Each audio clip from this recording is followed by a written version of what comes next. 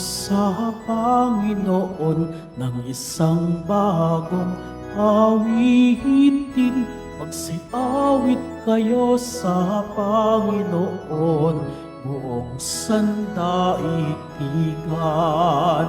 Awitan ang Panginoon at purihin ang kaniyang ngalan, ipahayag ang kaniyang pagliligtas sa lahat ng panahon. Magsiawit kayo sa Panginoon ng isang bagong awitin. Magsiawit kayo sa Panginoon, buong sandaigdigan. Sa ngalan ng Ama, ng Anak, ng Espiritu Santo. Amen. Sumainyo ang Panginoon. At sumaiyo rin. Mga kapatid, aminin natin ang ating mga kasalanan upang tayo maging marapat na gumanap sa banal na pagdiriwang. Inaamin ko sa makapangyarihang Diyos At sa inyo mga kapatid, na lubha akong nagkasala sa isip, sa salita, sa gawa, at sa aking pagkukulang. Kaya isinasamo ko sa mahal na Birheng Maria, sa lahat ng mga anghel at mga banal, at sa inyo mga kapatid, na ako'y ipanalangin sa Panginoong ating Diyos. Kaawaan tayo ng makapangyarihang Diyos, patawarin tayo sa ating mga kasalanan, at patnubayan tayo para sa buhay na walang hanggan. Amen.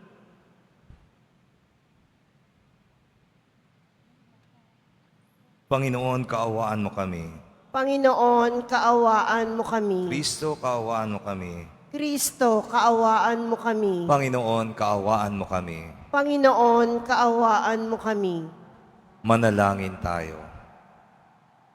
Ama naming makapangyarihan, ang dalaga at martir na si Santa Agata ay manikluhod nawa sa iyo para kami iyong patawarin dahil siya ay iyong kinalulugdan kailanman bilang matatag na martir at matapat hanggang kamatayan sa aming Panginoong Hesukristo kasama ng Espiritu Santo magpa sa walang hanggan. Amen. Magsiupo muna po ang lahat. Pagbasa mula sa sulat sa mga Hebreo. Mga kapatid, hindi pa humahantong sa pagdanak ng inyong dugo ang pakikitunggali ninyo sa kasalanan. Nalimutan na ba ninyo ang pangaral ng Diyos sa inyo bilang mga anak niya? Mga salitang nagpapalakas ng loob ninyo.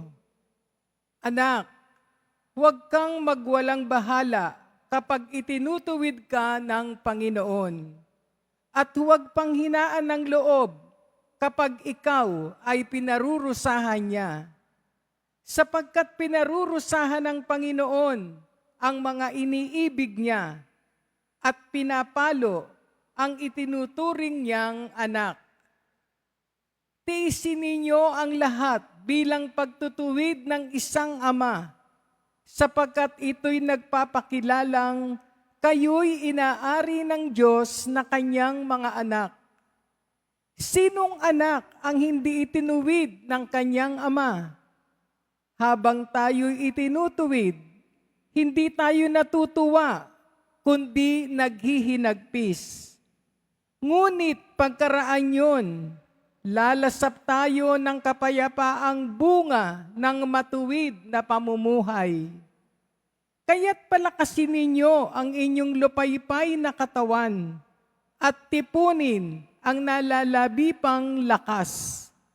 Lumakad kayo sa daang matuwid upang hindi tuluyang mapilay, kundi gumaling ang paang nalinsad. Magpakabanal kayo at sikaping makasundo ang inyong kapwa, sapagkat hindi ninyo makikita ang Panginoon kung hindi kayo mamumuhay ng ganito. Pag-ingatan ninyong huwag talikdan ninuman sa inyo ang pag-ibig ng Diyos. Ingatan ninyong huwag sumama ang sinuman sa inyo at makagulo at makahawa pa sa iba. Ang salita ng Diyos. Salamat sa Diyos. Pag-ibig mo'y walang hanggan sa bayan mong nagmamahal. Pag-ibig mo'y walang hanggan sa bayan mong nagmamahal. Panginooy papurihan, purihin mo kaluluwa. Ang pangalan niyang banal, purihin mo sa tuwina. Ika'y aking kaluluwa, ang Diyos ay papurihan, at huwag mong lilimutin yaong kaniyang kabutihan. Pag-ibig mo'y walang hanggan sa bayan mong nagmamahal. Kung paano nahahabag ang ama sa anak niya, gayon siya nahahabag sa may takot sa kaniya. Alam niya na alabok yaong ating pinagmulan. Alam niyang babalik din sa alabok kung mamatay. Pag-ibig mo'y walang hanggan sa bayan mong nagmamahal. Ngunit ang pag-ibig ng Diyos ay tunay na walang hanggan. Sa sino man sa Kanya'y may takot at pagmamahal. Ang matuwid niyang gawa ay wala ring katapusan. Yaong magtatamo nito'y ang tapat sa Kaniyang tipan. Pag-ibig mo'y walang hanggan sa bayan mong nagmamahal. Magsitayo na po ang lahat.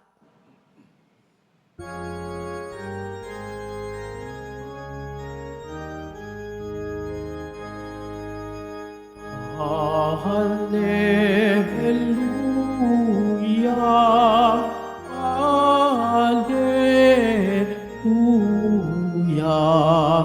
Hallelujah, Hallelujah.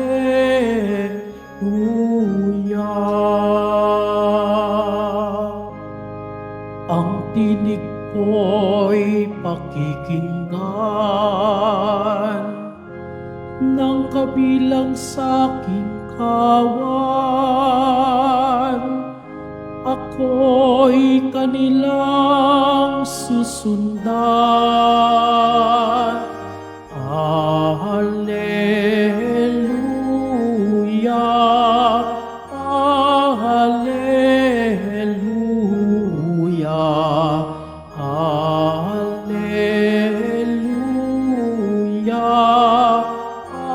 Hallelujah.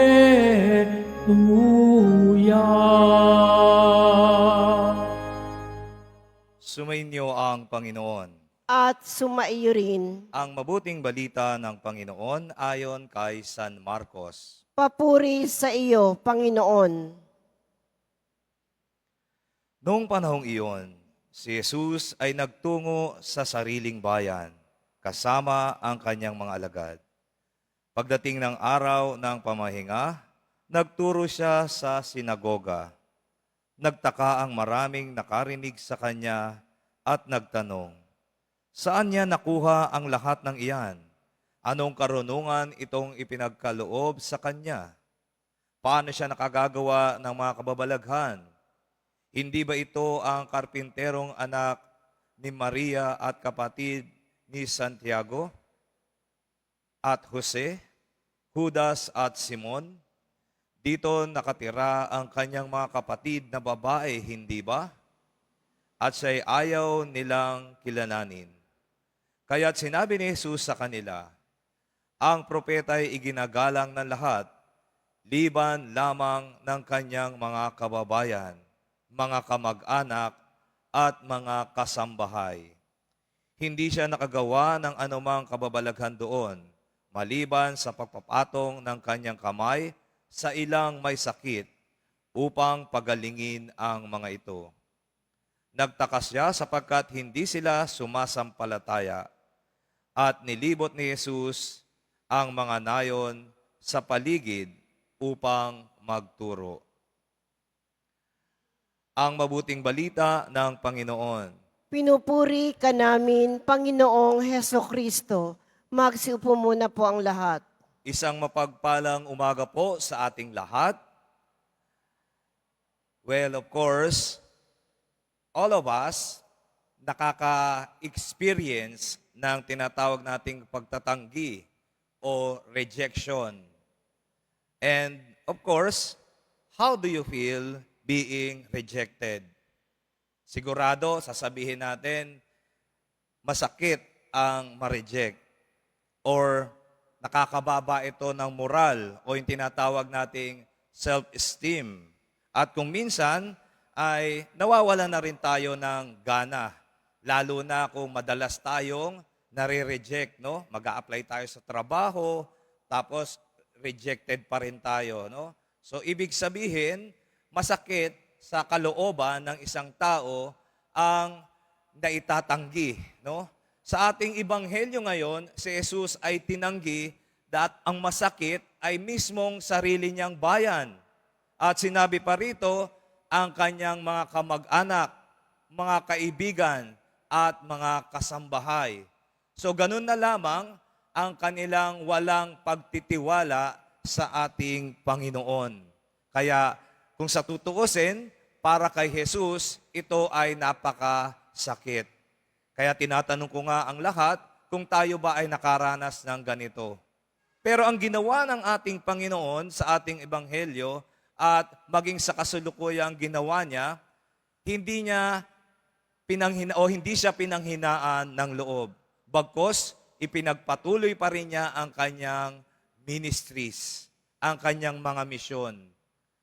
Kahit na hindi siya pinagkatiwalaan o hindi siya kinilala sa sarili niyang bayan, ginamparin pa rin niya ang kanyang tungkulin na iniatang sa ng kanyang ama. At isa na rito ang paglalahad ng katotohanan. That's why, my dear brothers and sisters, we are all challenged by this situation. Tayo kailangan ay manindigan din sa katotohanan. Sa kabila ng mga rejection sa ating buhay, kung nagsasabi naman tayo ng katotohanan, huwag tayong magpapatinag. Kailangan humingi tayo ng lakas ng loob upang nang sa ganon, sino man ang mga nagre-reject sa atin, pero kung tayo naman ay nasa tama, tayo ay nasa katotohanan, ipaglaban natin ito. Kahit sino man ang bumabatikos sa atin, katulad ng ginawa ng mga tao sa ating Panginoon, hinusgahan siya. Hinusgahan siya sa kabila ng siya ay anak ng karpentero lamang. What is wrong being the son of a carpenter? What is wrong being a son of a farmer, a fisherman? No? Ano ba ang problema kung bakit madalas din sa atin kapag tayo ay naglalakad ng kung sino ang mga magulang natin o tayo mismo, pag tinatanong, sasabihin natin, ako po ay karpintero lamang. Ako po ay tindero lamang. What is wrong being your, sabihin natin, katayuan sa buhay? Hindi mahalaga kung anong katayuan meron ka. Ang mahalaga sa ating Panginoon ay namumuhay ka ng tama. Namumuhay ka ng ayon sa kalooban ng Diyos. Yan ang napakahalaga para sa ating Panginoon. That's why, my dear brothers and sisters, it's very easy to judge others. Madalas hinuhusgahan natin sila, anak lamang ng ano yan, ng magpaparlor, anak lang ng driver, anak ng... Laging ganon ang ating konsepto. Laging ganon ang ating pananaw. Wala ba silang karapatang umangat sa buhay?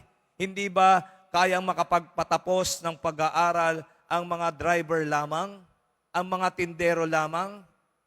Well, kung ginagawa nila yung kanilang tungkulin at nagagampanan nila ito sa ganitong paraan, sila ay kinalulugdan ng Diyos. Dinadala nila ang kanilang buhay sa tama.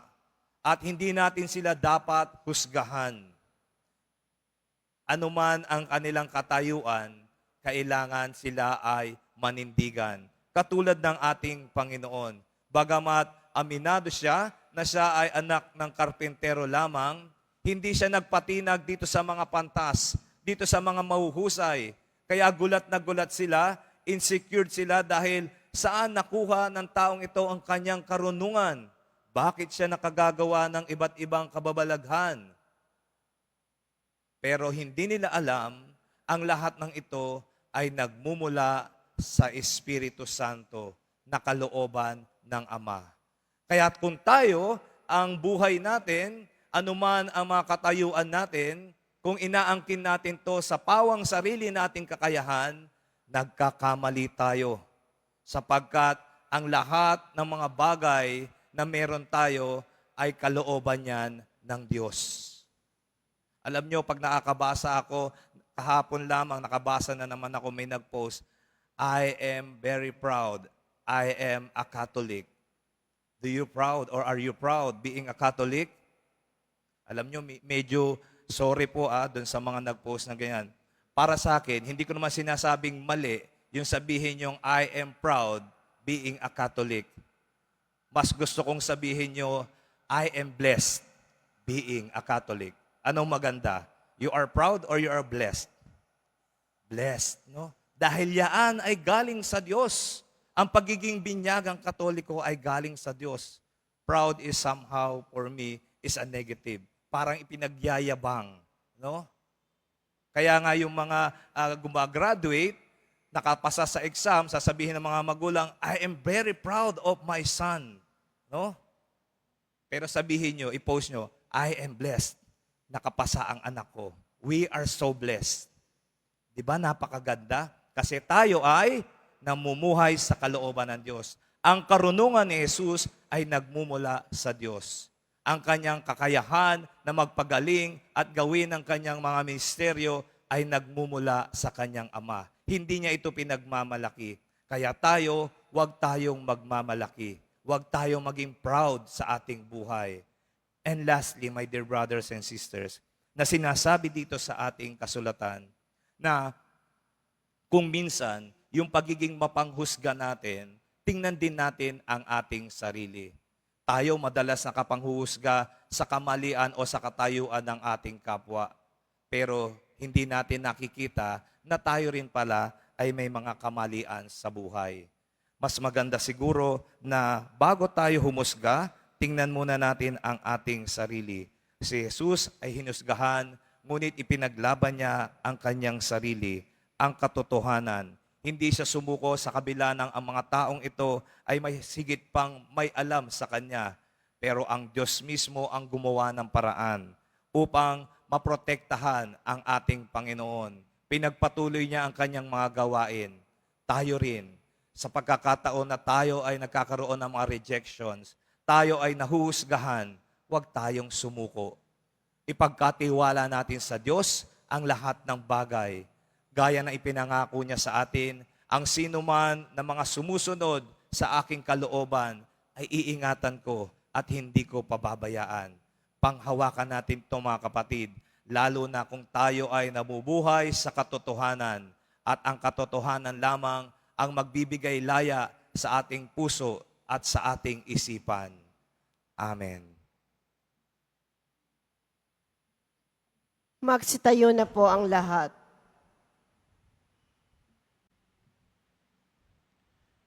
Minamahal kong mga kapatid, tinanggihan si Jesus ng sarili niyang kababayan.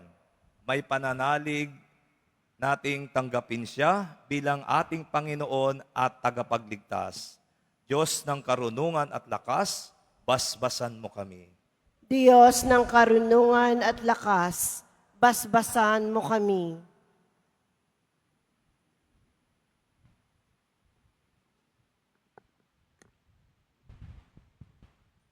Ang mga namumuno sa simbahan, naway ipahayag ang salita ng Diyos nang may katapangan at isabuhay ito ng may pananalig. Manalangin tayo. Diyos ng karunungan at lakas, basbasan mo kami.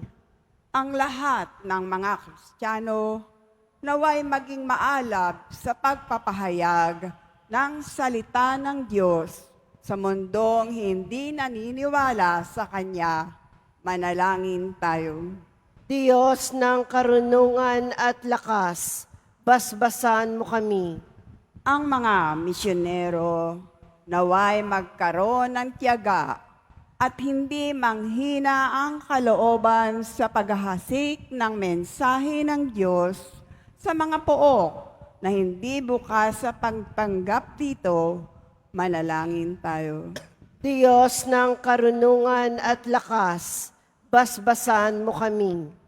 Ang mga may sakit at yaong mga nabibigatan sa buhay, naway makita ang pag-ibig at pagkalinga ng Diyos sa pamamagitan ng malasakit ng kanilang mga pamilya. Manalangin tayo. Diyos ng karunungan at lakas, basbasan mo kami.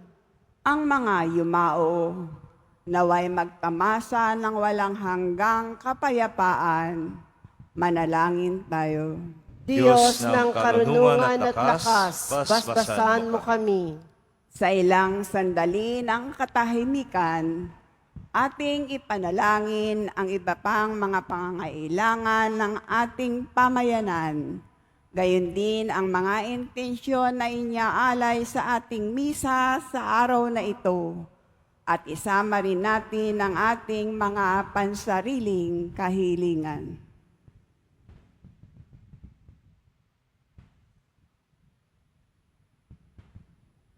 Manalangin tayo. Diyos ng karunungan at lakas, basbasan mo kami. Ama, buksan mo ang aming mga puso sa iyong salita. Patawarin mo kami sa mga pagkakataong tinanggihan naming makinig sa iyong katotohanan. Hinihiling namin ito sa pamamagitan ni Kristong aming Panginoon. Amen. Magsiupo muna po ang lahat.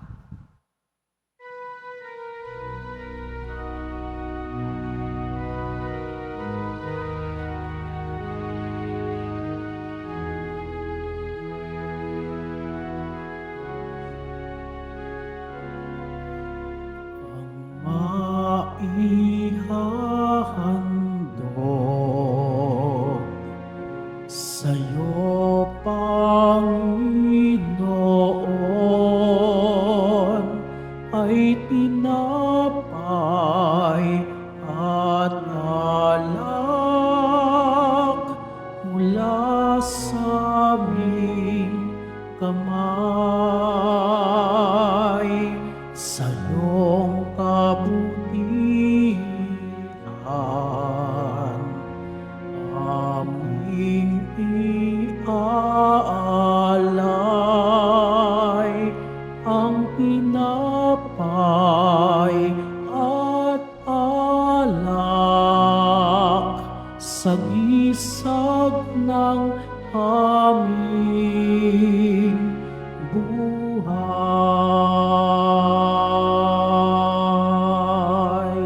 Magsitayo na po ang lahat. Manalangin kayo mga kapatid upang ang paghahain natin ay kalugdan ng Diyos Amang makapangyarihan. Tanggapin nawa ng Panginoon itong paghahain sa iyong mga kamay, sa kapurihan niya at karangalan, sa ating kapakinabangan at sa buong sambayanan niyang banal. Ama naming lumikha,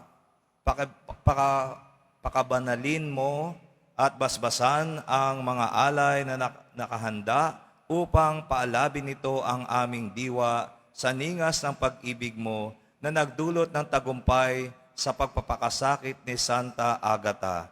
Sa pamamagitan ni Jesucristo kasama ng Espiritu Santo, magpa sa walang hanggan. Amen. Sumainyo ang Panginoon. At sumaiyo rin, Itaas sa Diyos ang inyong puso at diwa. itinaas na namin sa Panginoon. Pasalamatan natin ang Panginoong ating Diyos. Marapat na siya ay pasalamatan. Ama naming makapangyarihan, tunay ngang marapat na ikaw ay aming pasalamatan. Ngayong aming kagalakan na si Santa Agata ay parangalan. Siya'y kapanalig naming may paninindigan na ikaw ay pahayag kahit siya'y mamatay, sapagkat minarapat mong kanyang matularan ang iyong anak na naghain ng sariling buhay, tulad ng naganap sa iyong anak. Ang dugo ng mga martir ay dumanak, hindi dahil sa katatagang likas, kundi dahil sa iyong bigay na lakas. Kaya kaisa ng mga anghel na nagsisiawit ng papuri sa iyo nang walang humpay sa kalangitan. Kami nagbubunyi sa iyong kadakilaan. Santo, Santo, Santo, Panginoong Diyos ng mga hukbo, napupuno ang langit at lupa ng kadakilaan mo.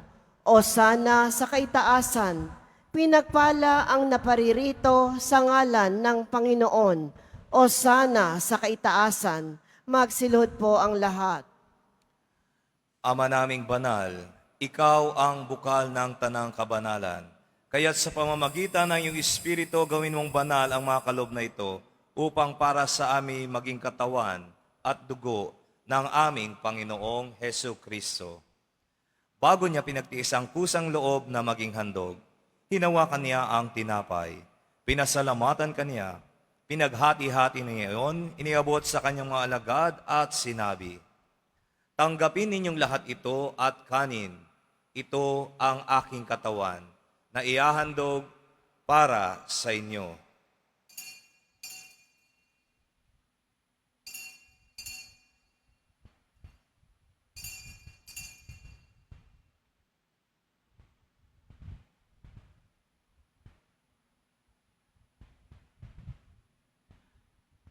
Gayon din naman nang matapos ang hapunan, hinawakan niya ang kalis, muli kanyang pinasalamatan. Iniabot niya ang kalis sa kanyang mga alagad at sinabi, "Tanggapin ninyong lahat ito at inumin. Ito ang kalis ng aking dugo, ng bago at walang hanggang tipan. Ang aking dugo na ibubuhos para sa inyo at para sa lahat, sa ikapagpapatawad ng mga kasalanan. Gawin ninyo ito sa pag-aalaala sa akin."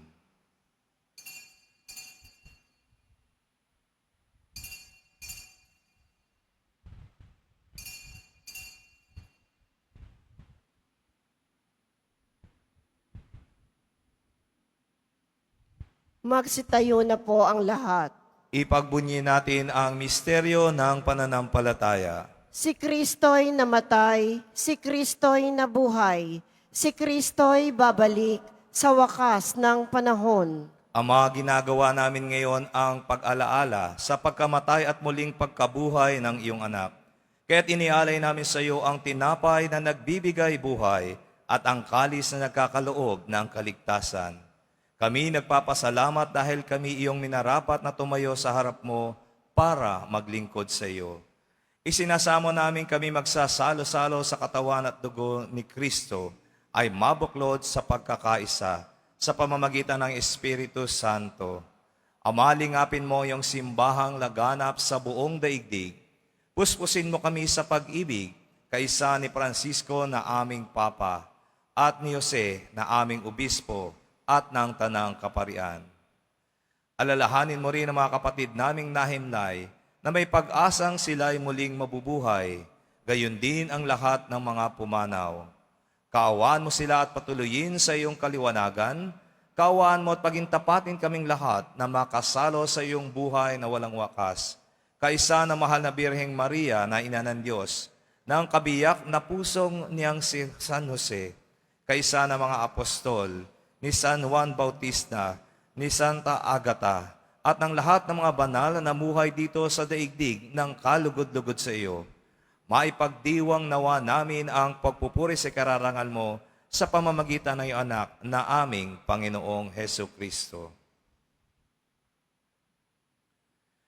Sa pamamagitan ni Kristo, kasama niya at sa Kanya, ang lahat ng parangal at papuri ay sa iyo, Diyos amang makapangyarihan, kasama ng Espiritu Santo, magpa sa walang hanggan. Amen. Sa tagubilin ng mga nakagagaling na utos at turo ni Jesus na Panginoon natin at Diyos, ipahayag natin ng lakas loob. Ama namin, sumasalangit ka, sambahin ang ngalan mo, Mapasa amin ang kaharian mo. Sundin ang loob mo dito sa lupa para nang sa langit.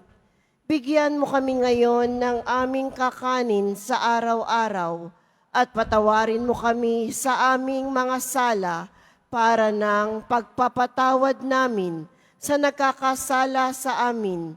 At huwag mo kaming ipahintulot sa tukso at iadya mo kami sa lahat ng masama. Hinihiling namin kami iadya sa lahat ng masama. Pagkalooban ng kapayapaan araw-araw, iligtas sa kasalanan at ilayo sa kapahamakan. Samantalang aming pinananabikan ang dakilang araw ng pagpapahayag ng tagapagligtas naming si Hesu Kristo. Sapagkat iyo ang kaharian at ang kapangyarihan at ang kapurihan magpakailanman. Amen. Panginoong Kristo, sinabi mo sa iyong mga apostol, kapayapaan ang iniiwan ko sa inyo. Ang aking kapayapaan ang ibinibigay ko sa inyo. Tunghayan mo ang aming pananampalataya at huwag ang aming pagkakasala. Pagkalooban mo kami ng kapayapaan at pagkakaisa ayon sa iyong kalooban, kasama ng Espiritu Santo, magpa sa walang hanggan. Amen. Ang kapayapaan ng Panginoon ay laging sumainyo. At sumaiyo rin. Magbigayan kayo ng kapayapaan sa isa't isa.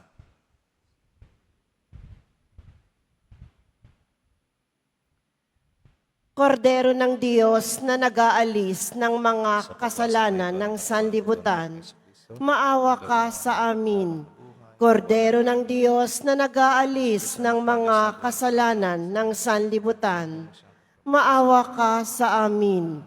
Kordero ng Diyos na nag-aalis ng mga kasalanan ng sanlibutan, ipagkaloob mo sa amin ang kapayapaan. Magsilod po ang lahat.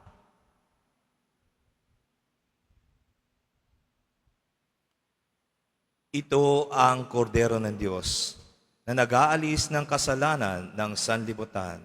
Mapalad ang mga inaanyayahan sa kanyang piging. Panginoon, hindi ako karapat-dapat na magpatuloy sa iyo, ngunit sa isang salita mo lamang ay gagaling na ako. Naway ipagsanggalang ang awan ng katawan ng Kristo para sa buhay na walang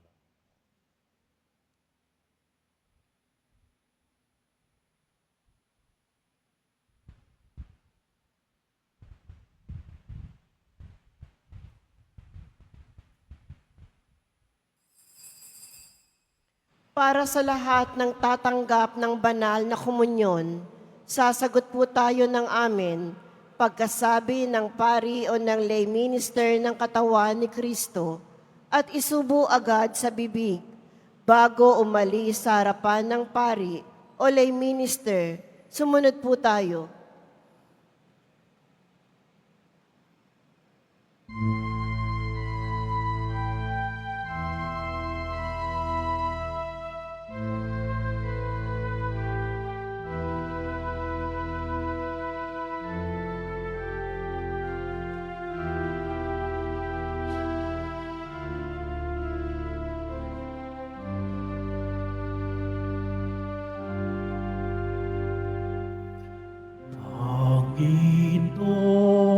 Panginoon, aking tanglaw, tanging ikaw ang kaligtasan.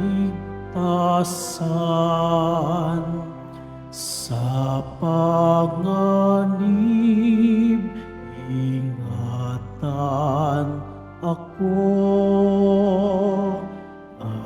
Lingkod mong nananalig sa'yo.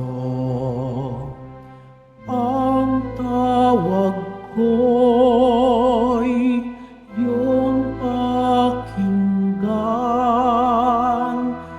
Lingapin mo at kahabagan.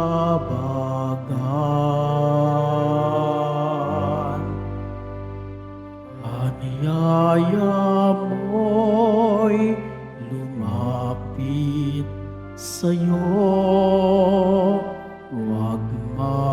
kubli, huwag kang magtago sa bawat sulok ng mundo. Ang lingkod mo'y hahanap sa'yo. Ang tawag ko'y iyong pakinggan, lingapin mo at kahabagan.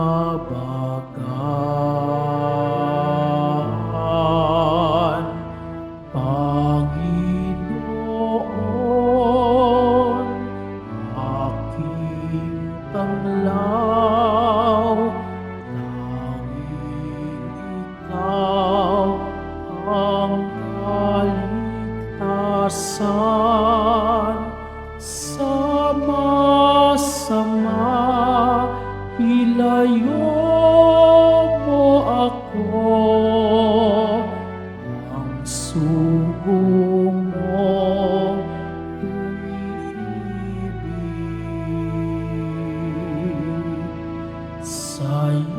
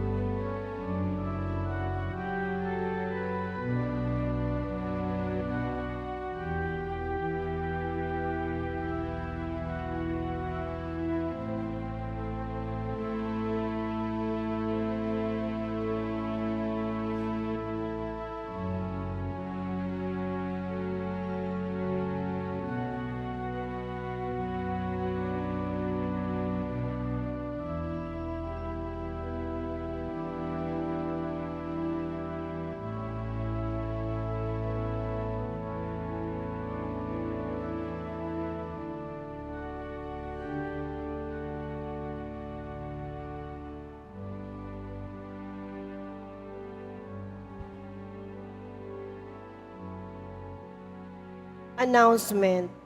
Ang lahat po ay inaanyayahan, lalo na ang mga may sakit o may karamdaman, sa ating Healing Mass and Service.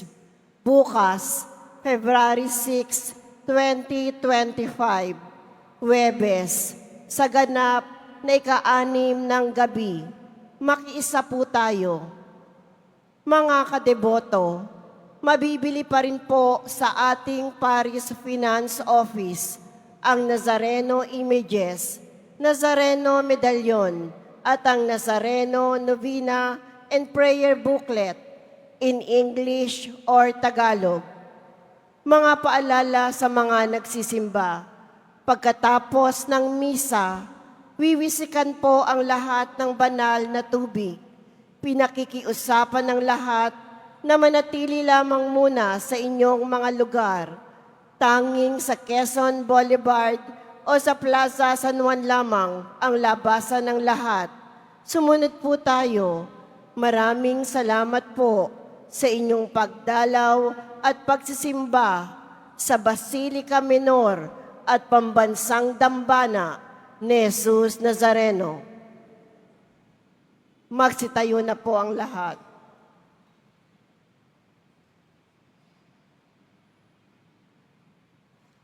Manalangin tayo. Ama naming mapagmahal, ang tinanggap naming banal na pakikinabang ay makapagdulot nawa sa amin ng katatagan ng nagkaloob ng katapatan sa paglilingkod at tagumpay sa pagtitiis ng pagsubok sa iyong martir na si Santa Agata, sa pamamagitan ni Jesucristo, kasama ng Espiritu Santo, magpa sa walang hanggan. Amen. Sumainyo ang Panginoon. At sumaiyo rin. Mahal na poong Jesus Nazareno,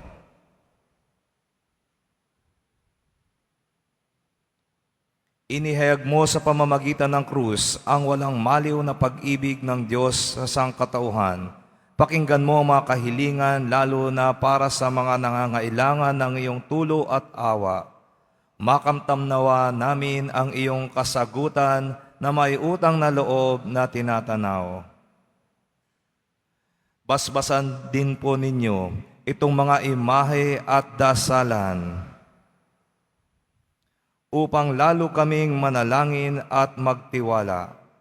Sa pamamagitan ng bendisyon na ito, naway lalo kaming maging makapaglingkod, masunurin at tapat sa iyo na aming maluwalhating Panginoon, magpa sa walang hanggan. Amen. At pagpalain kayo ng makapangyarihang Diyos, Ama, Anak, at Espiritu Santo.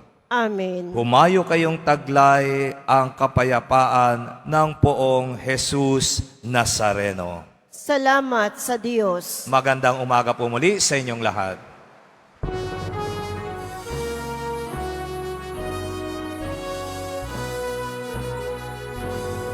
Cristo Padre Jesus Nazareno, sinasamba ka namin.